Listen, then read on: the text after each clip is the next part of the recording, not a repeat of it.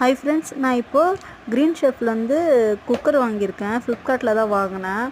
இந்த குக்கர் பார்த்திங்கன்னா நான் 2வது தாட்டி வாங்கியிருக்கேன். ஏற்கனவே ஒரு தாட்டி நான் ஆர்டர் பண்ணி இதே பிராண்டு ஆர்டர் பண்ணேன். அதோட நாப் வந்து உடஞ்சி வந்திருந்தது. சரின்னு சொல்லிட்டு நான் அதை ரிட்டன் போட்டு திருப்பி ரீப்ளேஸ்மெண்ட்டு வாங்கியிருந்தேன். இப்போ அந்த ரீப்ளேஸ்மெண்ட் குக்கர் வந்து இன்றைக்கி தான் வந்திருந்தது. பாருங்கள் எப்படி இருக்குன்ட்டு.